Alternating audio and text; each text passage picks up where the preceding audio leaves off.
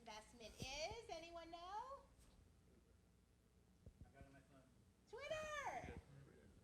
So it would be really fun if everyone was tweeting this evening. But Floodgate has funded Twitter, Lyft, Twitch, which my son can't get enough of, and I don't understand. How do companies like Twitter and Lyft go from idea to being worth nearly $16 billion? So what's it like to be on the team? How do you find these people? And what do you hope to achieve in the world? Oh boy. So how do we find them? I mean, we're always looking for smart individuals, smart folks who we try to discern early on, are you a visionary or are you having visions, right? So we try to figure that out early on. But in these cases, and I think these are all interesting examples because what they ended up as or are today are not what they started out as. So Mike got involved, who was one of the founding partners of Floodgate, got involved in Twitter when it was actually Odeo, the podcasting company. So Ev Williams, as some of you may know, had just sold Blogger to Google, and he launched Odeo to help people put podcasts out. And this was Mike's first investment. And literally, I want to say 2 or 3 weeks later, Apple announces podcasting for free in iTunes. So Mike's like, oh crap, there goes the company. Not sure what's going to happen. And I fought the fight for a little while, but then because he had made some money before, he went back to all the investors and started returning their money. And Mike was like, no, I invested in you. What are you working on, and what are you going to do next? And he's like, oh, we got this thing on the side. We're kind of excited by it. We're probably going to call it Voicemail 2.0 or TWTTR. We're not quite sure. And then Mike said, sounds interesting. What does it do? He's like, well, you tell her what are you doing in 140 characters or less. Mike is like, okay, then what? He's like, that's it. He's like, okay, how are you going to make money? He's like, I don't know. And he's like, why is this a product, much less a company or a business? And the insight that Ev had, which is one of the things we always try to look for, was pretty compelling. So he said when he had launched Blogger, he made it easy for people to put weblogs up. So it made it easy for anybody to publish content. They got 1 million users. Google ended up acquiring them. When he went with podcasting, I don't know how many of you actually try to put out a podcast. It's fairly involved. You got to do RSS feeds. You got to record and upload. You got to set up a whole bunch of stuff, and that's just cumbersome. So he said, making it more difficult for people to publish content didn't seem like the right thing to do. So he went the other way, and he said, I want to make it super easy to just say what's on your mind. And if you can get 10 million users to use it, he'll figure something out. And Mike was like, yeah, sounds interesting, count me in. So that's really how Twitter started, which was, they kind of, to some degree, it's not even fair to call it a pivot, because it wasn't an insight that they had from Odeo that led them there necessarily. Lyft was another one. When they came in, they were called Zimride. And the founders, one of the founders had worked for, I believe, the Department of Transportation, if I'm not mistaken. And he had done this analysis which said the utilization of a car in LA, for example, is 1.1. So 1.1 people per car in LA. He's like, if you can move that up to 1.3, there's no traffic in LA, which is a crazy thought, right? So he's like, how do we help make that happen? And initially they launched, it was a ride-sharing platform for college campuses and office complexes. So they came out with that to try to get people to, carpool and do that more effectively. That wasn't quite working out as well. They bobbed and weaved a fair bit. And then they came in and said, okay, we've got this idea. We're not sure if it's legal or not, but it feels pretty compelling. And Ann and Mike, who were, and Ann, who's the other co-founding partner of Floodgate, had led that deal. And she's like, okay, so, kind of illegal? Like, what do you mean? It's like, no, it's going to be illegal. We got to figure out a way to skirt around that. And then as in the board, at the board discussion, they were trying to figure out if Uber is going to react. Because Uber back then was only doing black cars, and they were killing it. There was high margins there. They're doing extremely well. It's like, will Uber even care to kind of come down in this market? So they started out with a suggested tip. I don't know if you guys remember that. But yeah, it was what should the ride cost? Well, we can't charge because you have to have a medallion and all of that. We're just going to do the suggested tip. And Uber, to their credit, saw it as an existential threat. And Travis decides to kind of come down in a ride sharing and launches UberX. But that's another one that they kind of pivoted into this model. Twitch was the same. So Twitch started out as Justin.tv. So Mike was saying at that pitch, Justin Khan, one of the founders, walked into the pitch meeting, and he's got like this camera, and I think it was like an eyesight or something kind of strapped onto his baseball hat. And he's got wires going in his backpack, and he shows up in this coffee shop. And Mike was like, is this guy gonna blow the place up? What is this? And he starts talking, and he's like, okay, so what's the business? And he's like, do you mind? I'm gonna live stream this meeting, and I'm gonna live stream my life. And Mike is like, come on, man, how exciting is your life? How many people want to see what you're doing? Or is it really that exciting? Then why are you an entrepreneur? And they talked a little bit about it, but Justin's insight was, they had, first of all, there were four founders, all from MIT, and they were cranking. They were all living in a single apartment.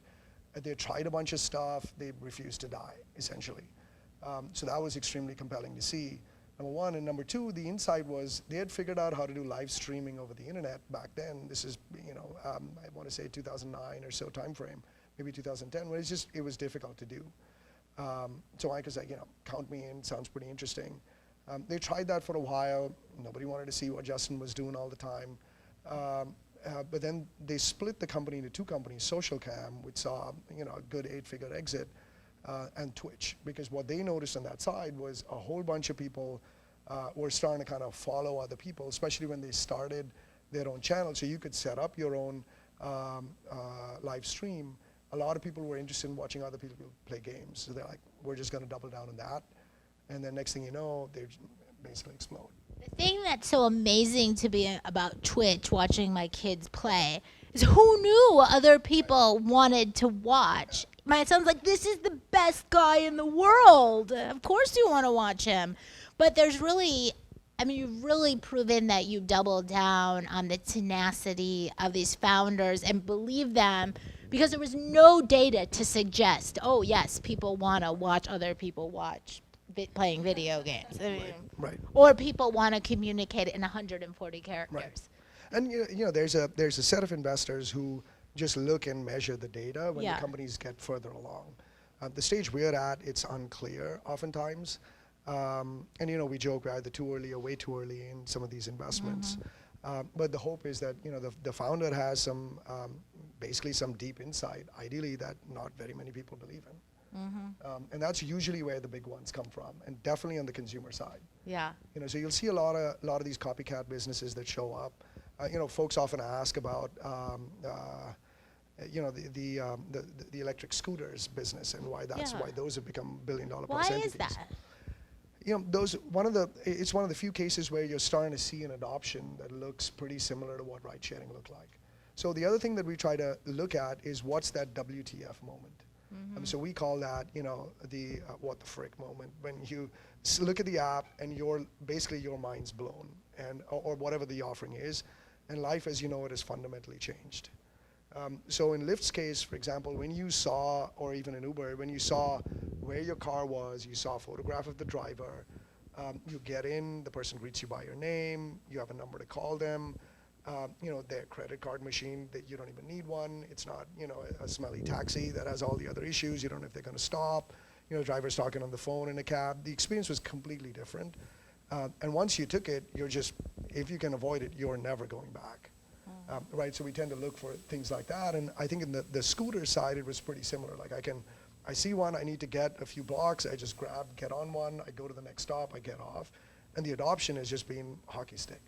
So I think that's been... Totally agree with you on the Uber thing. I put my 13 and 14-year-olds in them. I get a text when they're going. I get a text when they got there. I love it. Right. The scooter thing, I took one the other day for the first time in front of the WeWork on Barton Springs, and I screamed the entire way down the street, and everyone thought there was something crazy was happening. Took me $3 to learn, and I still don't know how to do it. Yeah. So but there's also, there's the ER visits have gone up. There's a bunch of issues. Oh yeah, I have a couple friends in slings. Let's be honest. Right. Yep. So I have another question, but before we move on, this is a great topic that we're having here. Does anyone want to jump in with a question, or should we move on to the next one? Okay. I have a question about Twitch. I thought about this. I'm sure Justin also thought about it. Why not focus on famous people? Many people want to see what Kardashian does every day.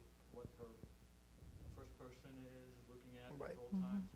And not just her, well, celebrities, a lot of Sure.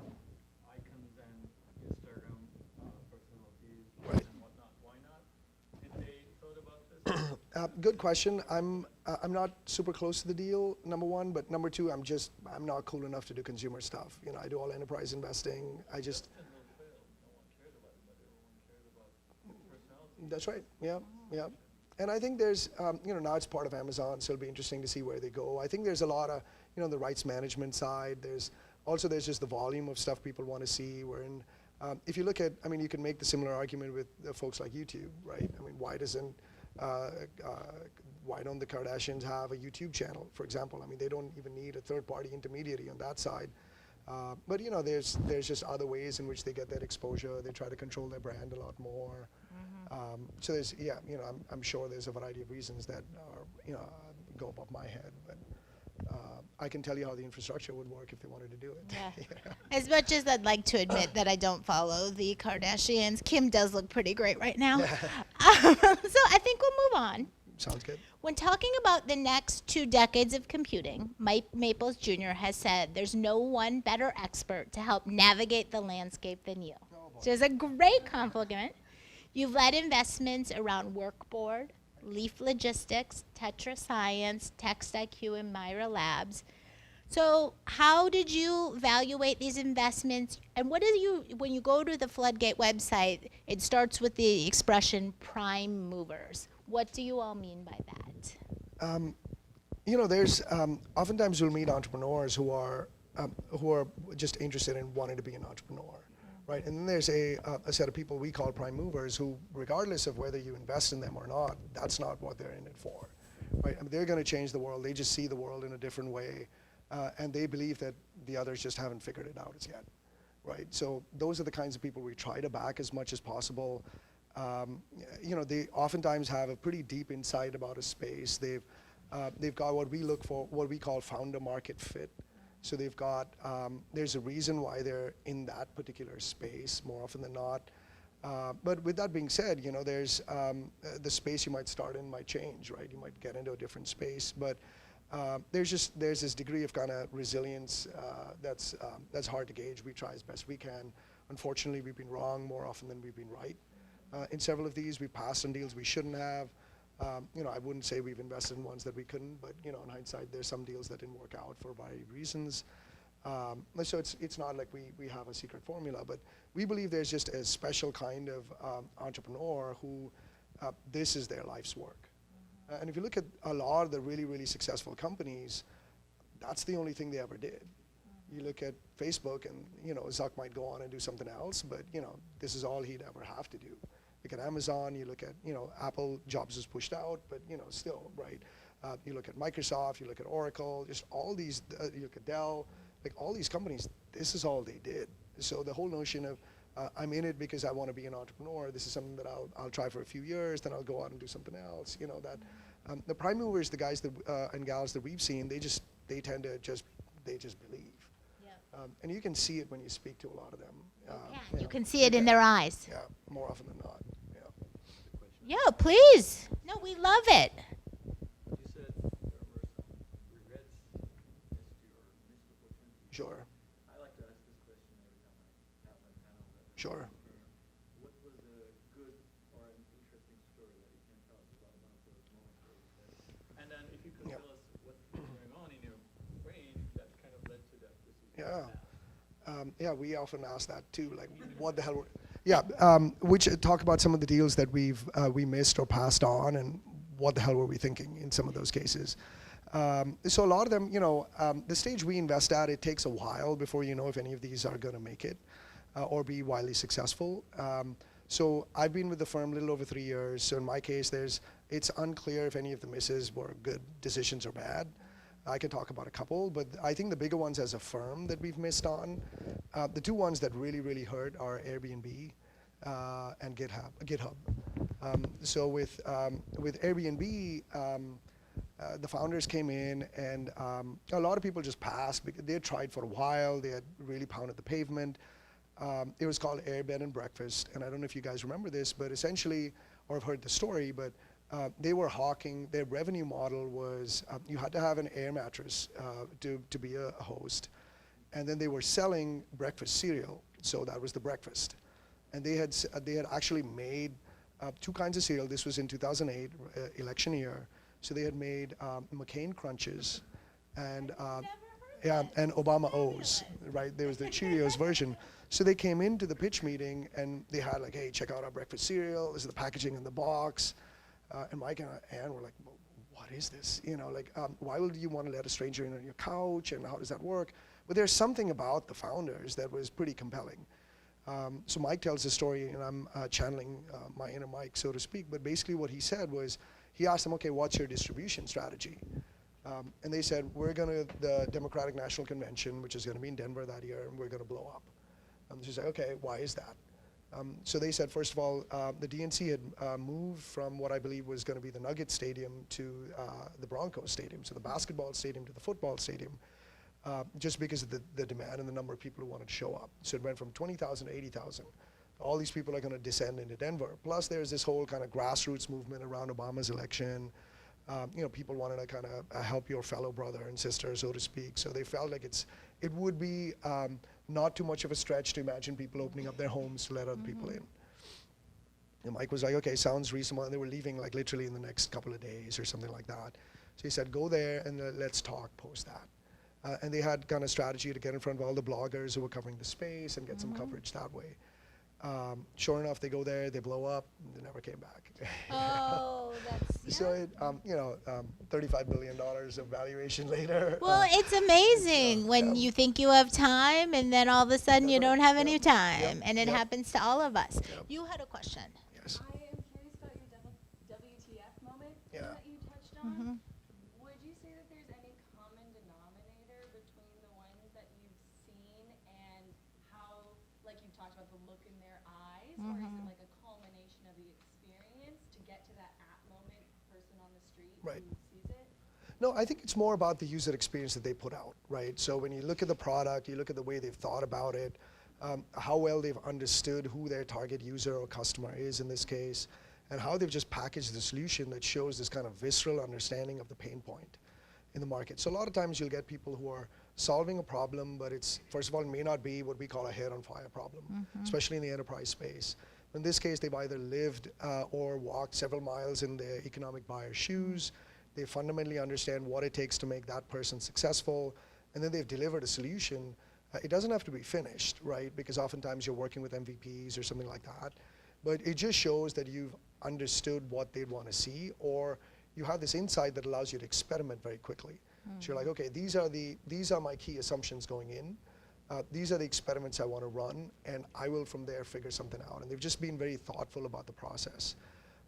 You know, in Lyft's case, it was the app and the UX that they'd kind of thought about, but it came about as a function of the experiments they were also running. You know, Chegg was another one where the way Mike puts that is, so Chegg started out, as you guys may or may not know, they do Netflix for textbooks, essentially. So all students, a lot of students today will rent their textbooks instead of buying them. And it's a subscription kind of, you know, it's an easy system. But when they started out, it started out as classifieds for college students. You know, it was kind of working, but nothing super sustainable, nothing super valuable. And what they realized, so they were down to literally a couple of pay cycles. And they were like, okay, let's take a step back. They had this kind of come to Jesus meeting. And it's like, if Facebook can't get classifieds to work, why will we? And if Facebook gets classifieds to work, why will we survive? So what they realized was they had started to see people wanting to buy textbooks. So they're like, we got to go all in on this side. And this is an exercise we tend to do with a lot of our companies, is we list out what we call the 100 key assumptions about your business. So doing 5, 10, 20, you know, is still pretty easy. Getting to 100 is pretty hard. So what are those key assumptions that you have? And then what's the criticality of getting them right? So if you get one wrong, what's the risk to the business? And which one? So for example, in Chegg's case, it was, you know, freshmen are going to rent more than seniors. You will rent more textbooks that are non-major subjects. Women will rent more than men, you know, stuff like that. So they sort of list all these out, and then you list out the criticality of those, which ones, if you get wrong, will scuttle the business. And then once you have that, then you start to prioritize those and then work through plans that figure out how do you go out and validate those assumptions. So, okay, this one, I really got to figure out if freshmen are going to do it or not. Or will people pay more than $4.99 for shipping, or whatever it might be. So we try to work with companies to get that, and then we try to gauge that going in, like, is this how the founder is thinking? And does he or she realize that you're in experimentation mode? You have to, you're not going to know the answer going in, and if you do, we're probably at the wrong stage at this point. So we try to gauge that Well, as best we can. one of the things that I so enjoy about spending time with you is just how analytical you are.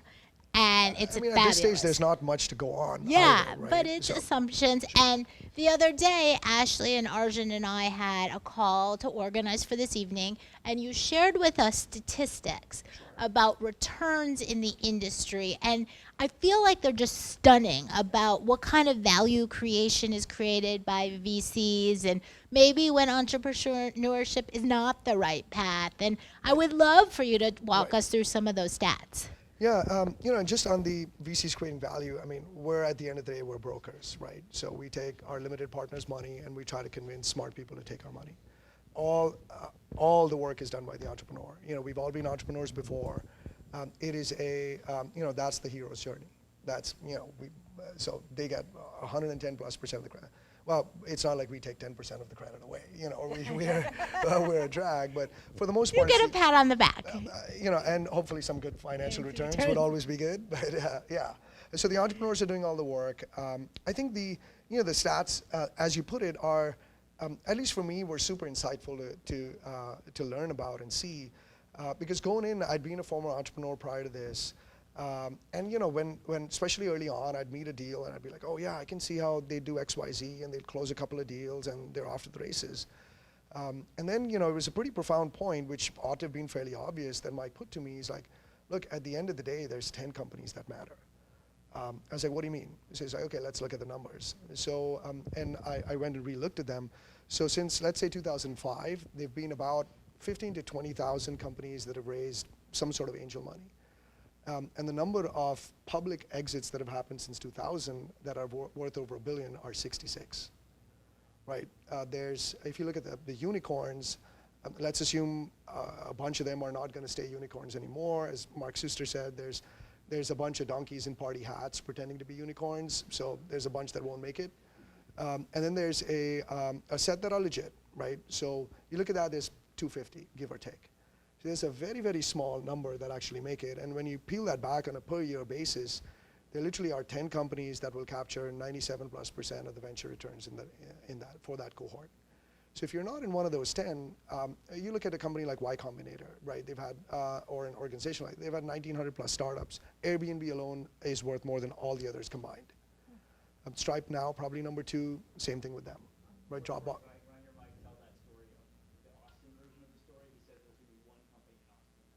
Hopefully more. Right. But hopefully past is not prologue, right? Yeah, yeah. But hopefully past is not prologue, and there's a set of, so that's kind of the yeoman's work that Capital Factory and stuff like that are doing to help more people come up, because there is all the ingredients are there. But if you look at it, there's very few companies that actually make it. So now you could be optimizing for different things, but when you look for financial return, that number is staggeringly small. When we talk to our limited partners, we're asking them, if a fund goes sideways, what does that look like? So for those of you who as you may or may not know, limited partners are the people who give us money, and then we take that money and invest it in a bunch of companies. So these are, in our case, endowments, fund of funds, guys like that. So when we ask them, they're like, look, all we're looking for, so the LPs who had a 40+ year relationship with Accel, they're like, just the fact that Accel was, led the Series A in Facebook made that 40-year relationship worth it. All the others could have basically gone to zero, but it's just that one deal, because the hits are so outsized, and that's the part that becomes easy to forget. So as we look at that, from our perspective, it's now either you get a big chunk of some of the companies that are smaller, or you get a big piece, and it's a power law outcome. And so at least what the data suggests is the returns tend to be skewed in the favor of the massive outcomes. So that's the part which is just kind of interesting to learn and see. Go for it. Jump in. So I have a question, because y'all are talking about Sure. And I've run 4 businesses. Sure. There are 4.5 million companies that do $0 to $1 million in revenue. Sure. 4.5 million Right. companies in the United States of America. There may be 5 people in this room that can grow $1 million company, Yeah. make $600,000 a year, and be totally happy. Right. Right. Yep. Then it goes to 1.2 million that do between $1 million and $10 million in revenue. Right. 1.2, so a quarter of that. Then it goes to 92,000 companies that do more than $10 million in revenue. And if you're going to talk about what matters, there's only Right. 2,500 companies, but they still only make up half the revenue in this Right. country. So, Right. you know, I look at it from a banker's perspective. I can get a 13% internal rate of return. Right. Right. I can be with you guys for 10 years and still only get Absolutely. Yep. I mean, I'm an LP in real estate. I get 30% Sure. return Sure. all day long, But- taking very little risk. Yeah. No. Perfect. So. So be careful about saying what matters. No. A fair point. Correct. So. Yeah. And from. No, and it's not. This is not meant to at all discourage. I mean, our job is to invest in those companies. When we look, it's not a judgment on the quality or the caliber of the business. So it depends on what the entrepreneur is optimizing for. So if you're optimizing for lifestyle, if you're optimizing for style of work, you're optimizing for working with your buddies, whatever that might be, they're fantastic businesses to be had. They're just not venture scale. Right, so in our opinion, a venture scale business is eventually publicly traded, hopefully worth north of $1 billion. And what we've also seen is the really, really successful in the tech space businesses have gone public 6 to 10 years after launch. Those are the ones that continue to capture value. So from a venture investor perspective, those are the deals we're looking for. That's not a judgment on the quality or caliber of the entrepreneur or the business. You just want to make sure you understand what you're getting into going in. So as we look at that, the VC side of things are skewed towards the big hits. Yes. Yes.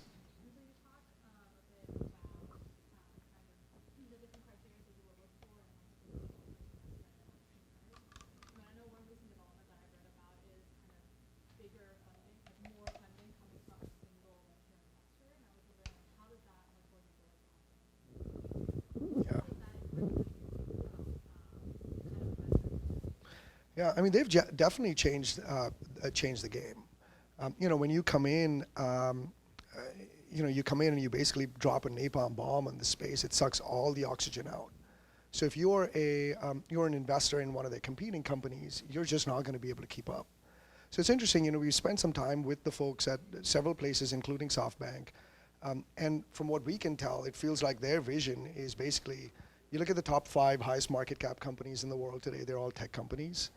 From what we can tell, their vision is the top 2,000. The global 2,000 is going to churn. They're all going to be tech companies in their vision of the world. If you look at a lot of the existing incumbents, folks feel like they're private equity companies in drag. They're borrowing money, buying back their own stock, not necessarily innovating. So they want to own 20 to 40% of the next global 2,000, and they're willing to buy their way in. So they're taking much more of the Amazon style play where I'll lose money for a while until I capture as much of the market as I can, and then maybe I'll start to show a profit or whatever it is, right? Whatever your economics look like. So that's kind of the when they come in, and if let's say you're a WeWork competitor and WeWork raises $4.2 billion, right? I mean, which VC is going to take the bet on the other side if your business requires venture capital to keep going? Maybe some people will, but then it becomes almost like poker, who's got the biggest pot. So it's definitely changing dynamics, and the way we feel that is a lot of guys who used to traditionally be in growth, so I could be running a $5 billion, $10 billion fund. Now the Vision Fund is out and it's $99 billion, and they've got plans to raise another $300 billion. So you're probably going to need to change strategy quite quickly. So a lot of them are coming lower down or earlier on. That's putting pressure on the guys who normally do A's and B's. Now people are sitting on big funds. There's a lot of management fees that people get if you're sitting on a big fund. So the way management fees work is you get typically 2% of the size of your fund every year to spend on expenses and salaries. So if your fund's $2 billion, you're making $40 million or whatever it is every year. So why not? So a bunch of people do that. So that starts to kind of add up. So the incentives start to get skewed. But yeah, there's definitely pressure, and then people have the pressure to deploy more capital quickly into companies and go raise your next fund. So you've seen fund sizes grow, rounds grow, expenses start to kind of go up. I mean, look at some of these startups, and we joke that when we'll go to meet even some of our portfolio companies, I mean, their snacks are better than our snacks. You've got 5 flavors of coconut water, you know, when Yeah. you walk in, which is No, we crazy. discussed the coconut water options the Yeah. other day. Yeah. Because, and that's scary. It's frightening. Can yeah. you talk a little bit about? I loved it. Would you say the donkeys and party hats? Yeah, that Let's wasn't talk my about my phrase. And it's not just the unicorns, right? Yeah. But as we start to you know, as we start to see some of these costs in a lot of these companies, I mean, they're starting to go high. So, you know, as we look at, especially on the B2B side, there's an interesting blog post that that's out there, or deck that's out there that talks about units of value. So it talks about units of value, and it's by Jerry Chen from Greylock. So it's a really good blog post where they talk about, I mean, it's to some degree it's simple math, but there's quite a profound insight there. So if it's like, you know, if you want to do $100 million in revenue, how many customers do you need? So if you're selling $1 million ACV, you need 100 customers. If you're Twilio or somebody, you need hundreds of thousands of those because your price per customer or per transaction is low. And what they found was the dead zone is companies that charge typically, you know, 300 to 10,000 a year, just because it's probably your product's too complex to sell self-service over the web, and it's too expensive for for you to commission a sales team to go do that. But what we're seeing now is, especially if you plan to run your sales team, let's say in San Francisco or the Bay Area, your ACV is to be higher than 30,000. There have been some posts that have gone out on that side. So how do you just cost effectively run and build a team when your ticket prices have to be higher? So folks are starting to look at, you know, other geos. I'm to pretty set up sure satellite Capital offices. Factory could help solve that problem. Absolutely, but you know, even just, and this is just purely on not necessarily super technically skilled inside sales people who are really good at what they do, which is you know, prospect and close deals. Yep. You just can't cost effectively do that. That's you. Yep. Okay, great. Hi, Jenny, founder of InCommon, and I've got questions on 2 topics. Take your pick of either one. Sure. Find more interesting. So Eric Schmidt recently went on record. Well, he was stated as saying that he foresees the internet being split into 2, bifurcating into sort of non-China and China. And there's a lot of just growth coming out of China. I think my friends in Shanghai tell me, you know, there's a whole lot going on there. There's also the topic of Jason Calacanis put out a blog about, hey, you know, batten down the hatches, raise now while you can. You know, there's some signs that we're headed towards a down economy, or a down market. You don't want to raise in a down market. Are either of those events sort of factoring into your decision making, your kind of calculus pattern matching as a firm? Sure. Is there anything that you would recommend us sort of on the ground in the trenches take from that? For what it's worth, right? One person's opinion. So we're a small firm. We've got four partners, 3 investing partners. We're just not tooled to invest in China. You know, from the outside looking in, looks super interesting and exciting. You look at, and as much of this as much credence you want to lay on this, but you look at Midas List, #1 investor, Neil Shang, Chinese investor, a lot of big hits there, huge addressable market for a lot of things. What the hell do we know about that market, right? So we haven't done anything. I think there's one company that we've got that ended up there that we've got a small stake in. There's, you know, and I guess Eric Schmidt has valid reasons. You know, Google's trying to figure out how to navigate that. You know, it's above my head. I don't know much about that market. I'm not going to posit that I have any expertise there. On the second question, you know, it's interesting. I think if you think back to, so Eugene Kleiner, one of the founders of Kleiner Perkins, put it quite well, where he's like, when there's money on the table, you take it. Basically, when they pass the hors d'oeuvres, you take 2, right? You just never know when it's coming back. And I think that always holds true for your business. A lot of times people will, you know, potentially try to over-optimize on their current raise and stuff like that, which is good, right? You should be more dilution sensitive than you are valuation sensitive. And if there is money that you need to have, if you feel like you've got enough room where, enough runway where in case the market turns, and look, people can pontificate. Folks have been saying the market's going to tank for a while. Folks have been saying the bull market's going to carry on. They're both wrong, right? You just never know. So I think all you can do is build your business as best you can. and try to be, really understand the mechanics of your business in terms of unit economics and stuff like that. And the less dependent you are on external capital, the more in control of your business you will be. Like there are a set of businesses that will continue to kind of lose money for a while, and if you are just dependent on the next round of financing to happen, you better make sure you are one of those best companies, because I don't think the best companies will ever have trouble raising. Never say never, but for the most part, if you're really, really good, high quality companies will always attract dollars. There's always somebody who wants to get in, even in down markets. And you look at all the, a lot of the companies that are now publicly traded or are on the cusp or precipice of doing that, a lot of them have raised money in probably the worst of times, or started at those times, right? So I think the good companies will always do that. The question is, what do those good companies look like, and how do you start to kind of get up there? But if there's money on the table, I'd strongly encourage people not to necessarily overthink that. Take your time. The more important thing is find out who you want to have on your cap table and who do you want to have in the foxhole with you, because that's more important than somebody writing you a check. Because like they say, I mean, you can divorce your spouse, you can't divorce your investor. So as you think about that, you just want to have people that you want to work with through hopefully the wild success or the bitter end. Sure. So there's a lot of things in the world to be excited about. Sure. But what trends and developments are there? Specific technologies? Are there specific kinds of people? Are there specific regions? What are you like? That's really what I want to get involved in. Yeah, it's to some degree you want to have prepared mind going in, but to a large part there's the smart entrepreneurs. Nobody was looking for what's a social network that helps college students connect, or what's these messages that disappear, or whatever they might be on the consumer side. I feel like on the enterprise side, though, there are more things that we tend to get interested in. Hopefully we're right in some of them, but who knows? So the ones that I'm super excited by, I feel it's still day one in the journey to the cloud. Amazon, I didn't expect them to be the winners. I've been following this space since the early 2000s. I've done a field study and a bunch of work around utility computing. I thought it was IBM and Microsoft's game to lose.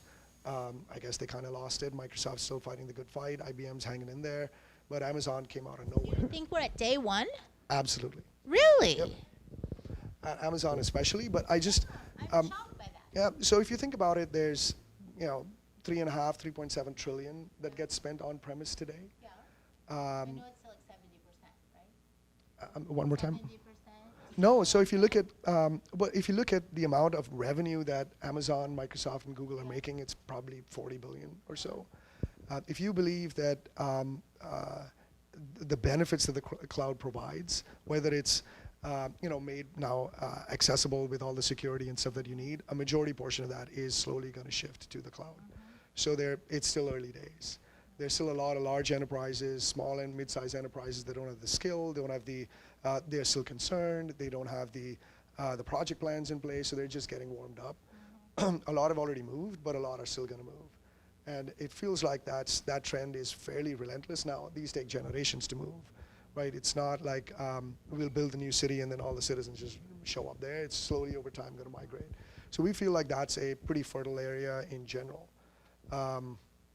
There's enhanced trends on that side that continue to happen. So we're excited about the edge.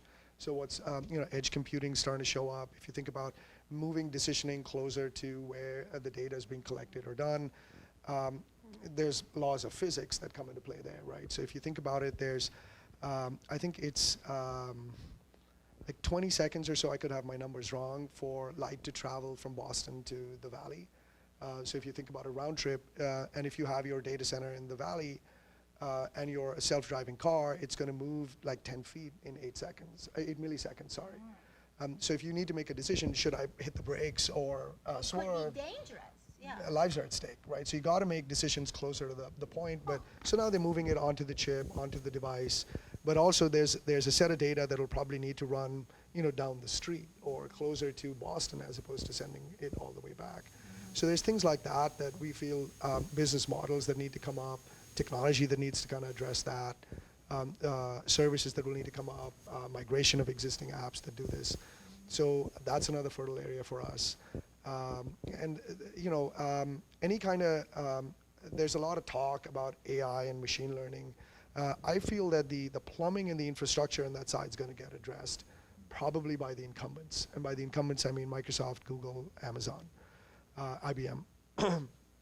But there's still the application of that continues to be pretty interesting. So that's another area that we're interested in. Unfortunately, the more we spend on cybersecurity, the more cybersecurity issues arise. It feels like they're not correlated. Valuations are stunning. But yeah, but it's also, it's always cat and mouse. And there's so many new attack vectors that the adversaries are opening up. The way your infrastructure is starting to look now, it's all over the place. So that's another kind of ripe area. It feels like it's been for a while, which is unfortunate, but Scary. yeah, that's right. So those are some Anyone have others. any vertical specific questions? Yes, please. Oh, that's cool.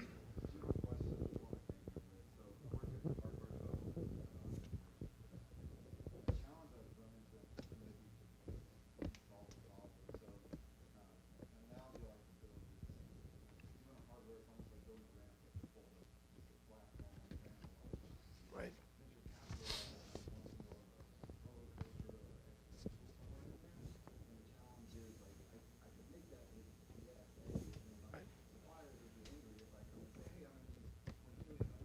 Right, right.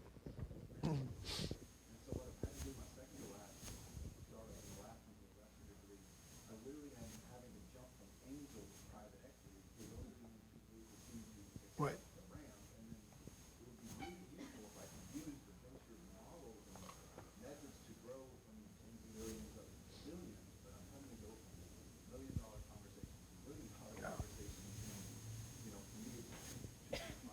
Right.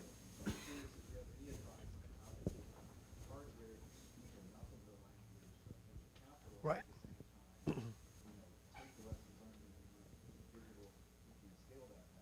Right.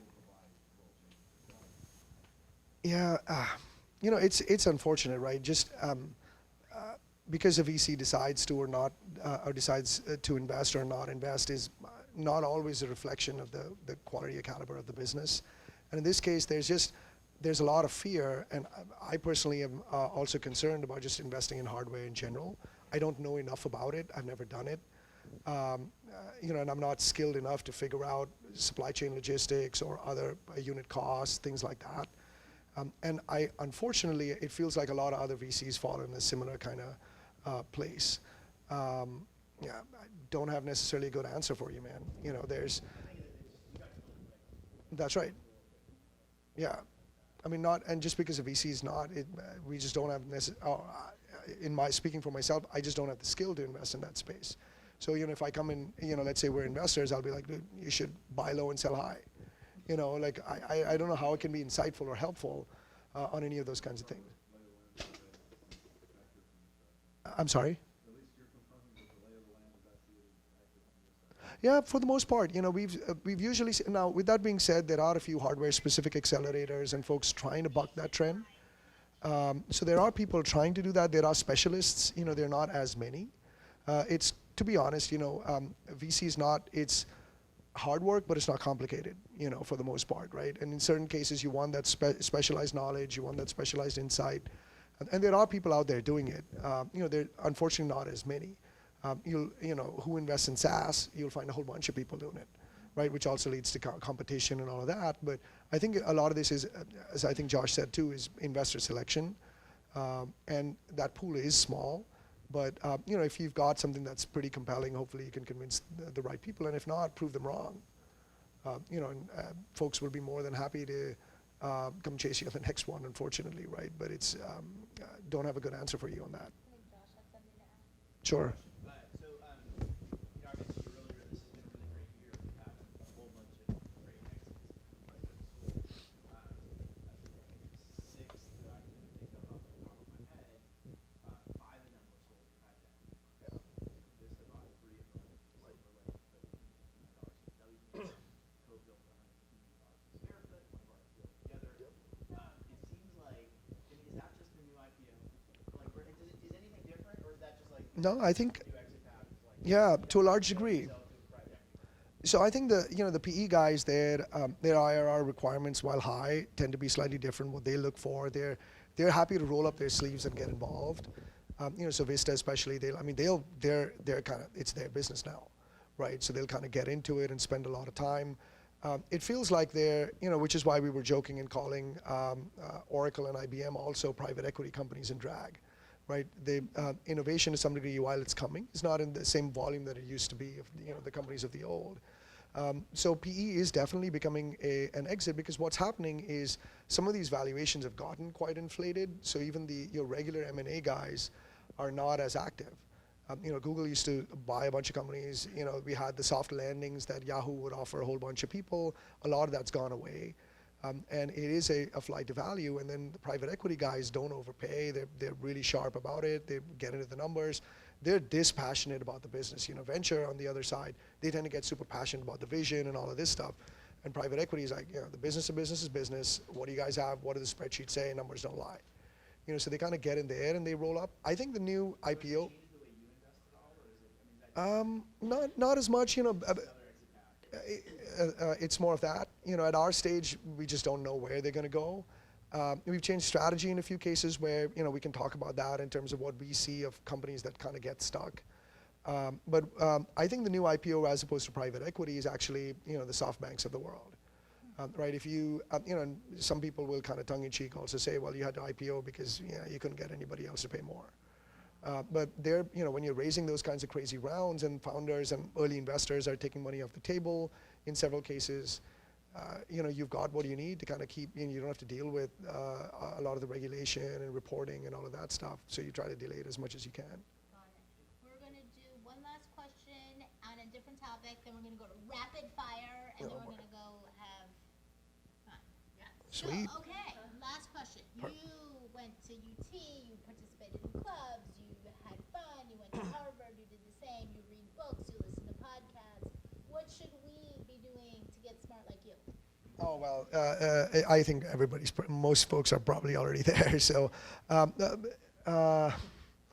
so books-wise, we have a 3-year-old at home, so I don't get to read much fiction. It's pretty much all nonfiction stuff.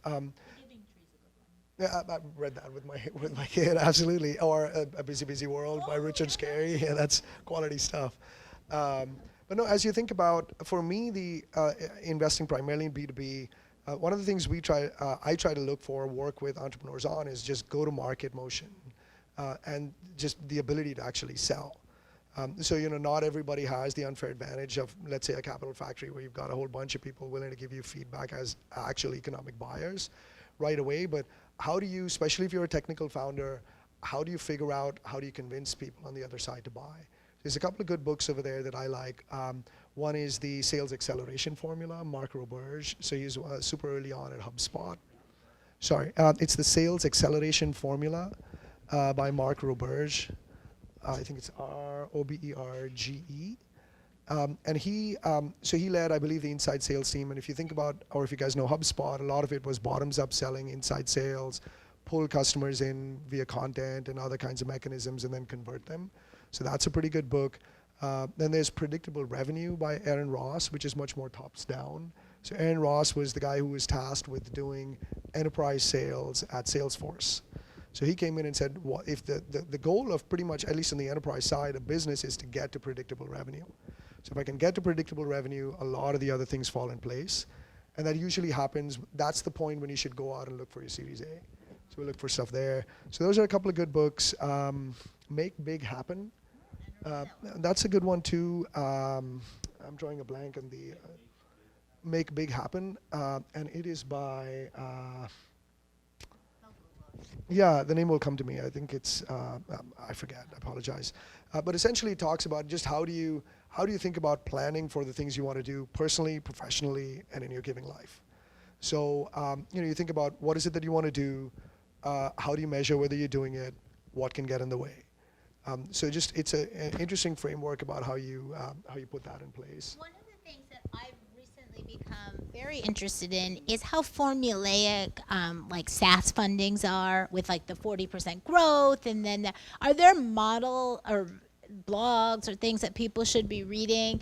Because I didn't realize that it's it's really pretty formulaic in Right. some ways. Yeah. So if you're looking at SaaS or usually Series B kind of investing, which is a little further on, Tomas Tanguz over at Redpoint writes, he's the SaaS guy.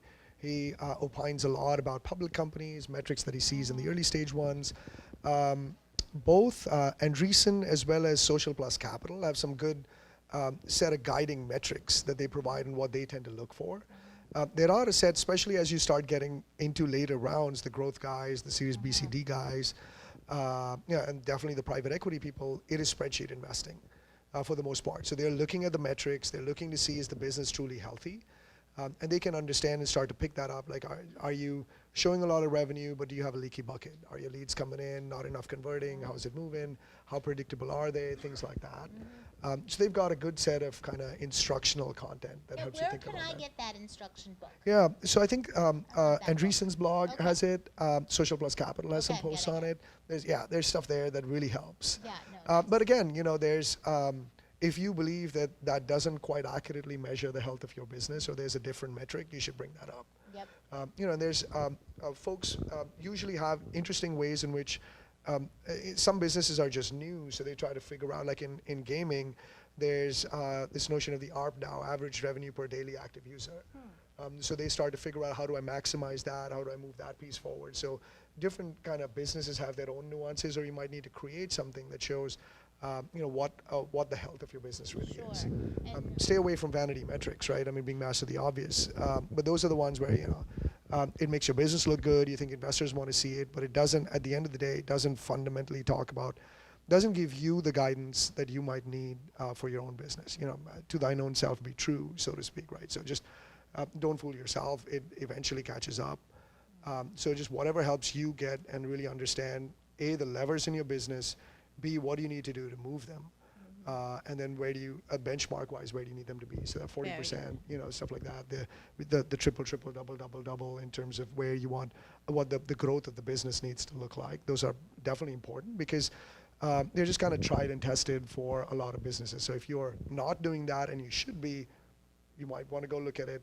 But if you believe that those are wrong because your business is unique, that should be expressed.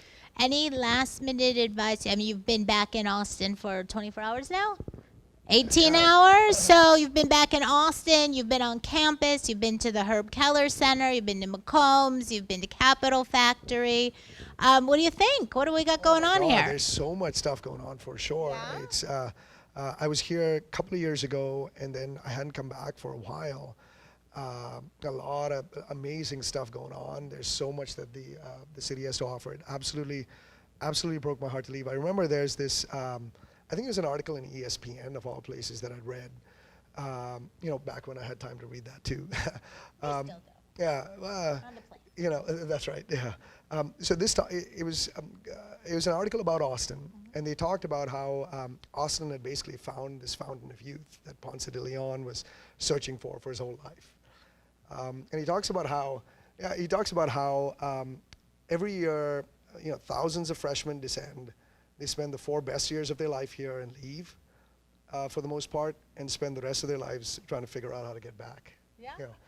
A lot of magical stuff going on, for sure. Professor Burga, what's our slogan? What startups here changes the world? Yeah, absolutely. So much. Absolutely.